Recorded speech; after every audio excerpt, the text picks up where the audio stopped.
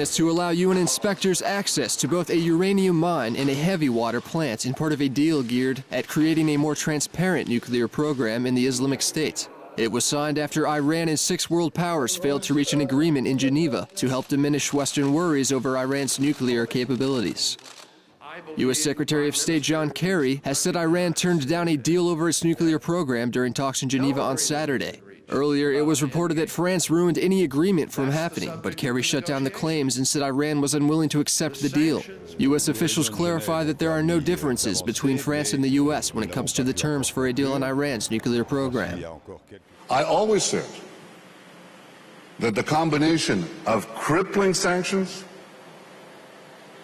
and a military option, that has the power to stop Iran, and everything I see tells me that.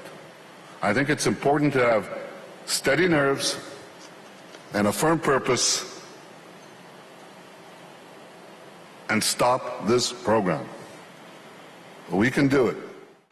Kerry also brushed off the sharp criticisms over the suggested agreement made by Benjamin Netanyahu, saying that the Israeli Prime Minister fails to acknowledge that no agreement has been reached and that his resistance is premature. The Secretary of State mentioned that the U.S. has held several meetings with Israeli officials, emphasizing the progress that Iran has made thus far in its nuclear program, and that he is confident that the direction taken can actually protect Israel in an effective manner.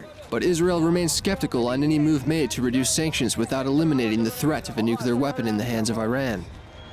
President Shimon Peres stressed that divisions between the U.S. and Israel regarding the negotiations are not as bad as some say.